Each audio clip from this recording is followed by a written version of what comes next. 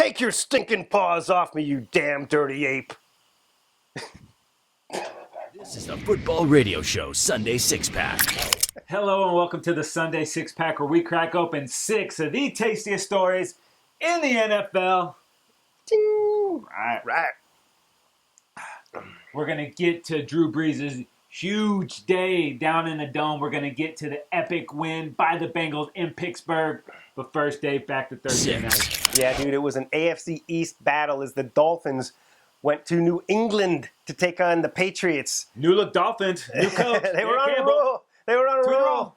But this Patriots team's on a roll, baby. It's 36-7 domination, man. Yeah, dude, the AFC East, it's running through New England. Nobody there looks like they're even close right now. There was a lot of talk about all the teams making strides.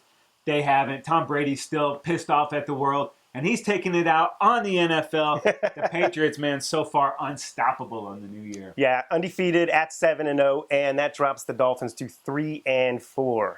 Number 5. All right, up next, it was the last game of the England series for 2015. London, baby. The Detroit Lions, the Kansas City Chiefs.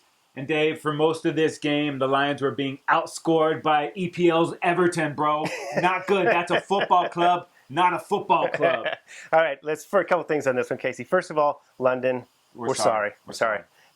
Secondly, I picked the Lions to win this game. What the hell was I thinking, We're sorry, man? So, I'm telling you, man. Is it my hatred of the Chiefs because I'm a Charger fan? Probably. Or general hatred of red? I don't know. But terrible mistake. What was I thinking with this Lions team? And then third, Jim Bob Cooter. What the hell was I thinking? Jim Bob Cooter. Yeah, no change in the offensive line there, despite the coaches being fired. 7 more sacks for Stafford.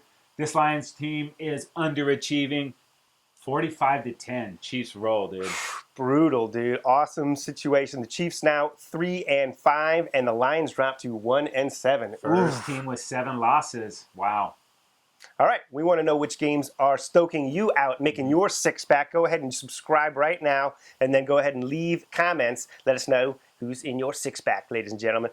Okay, Number up next, 4. It was fantastic finishes. The NFL seems to do this every week, dude, but this was another amazing week.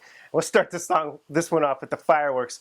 It was Drew Brees versus Eli Manning. The Saints come away with this win 52-49. Wow. Are you talking about the game where Eli threw 6 touchdowns only to be outdone by Drew Brees, who threw 7? Yeah. This game was crazy, dude. Back and forth. So much fun to watch. All the stars coming back to Louisiana. Yep. Beckham, Randall, Eli in front of his dad Archie there. Just not enough for the Giants, man. Great for my fantasy team. I have Eli, and the Giants lose.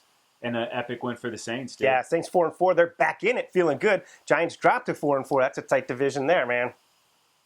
All right, up next, it was the Bucs. And more of the fantastic finishes. The Bucs with a big upset of the Falcons, dude. Yeah, it took overtime, but the Bucs found a way to get this thing done.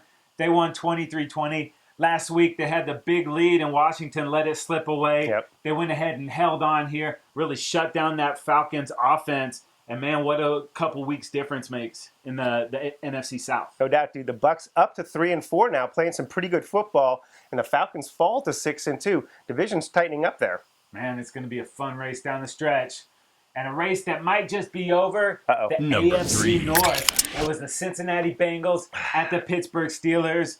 And it was Andy Dalton's Bengals that found a way to win this thing 16-10. Yeah, Big Ben was back in this one, and awesome performance by both sides. Really a physical game here. Looked like the Steelers behind Big Ben were going to steal this thing late. But the Bengals shut them down. The defense stood up there in Pittsburgh. Another statement win for this Bengals team. They're looking more and more legit week to week, man. Oh, yeah, they're undefeated. They're at 7-0, and that drops the Steelers to 4-4. All right, if you haven't done so, go ahead and like us on Facebook and follow us on Twitter at FootballRS. Casey, Number up next. 2. I hate to do this to you, buddy, but it was the Seahawks at the Cowboys. This was going to be a physical game. We knew that going in, and the Seahawks edged this one out 13-12. Ouch, dude. Yeah, dude, I even drank out of the old lady Seahawks mug this morning. It didn't work. I went back to the well.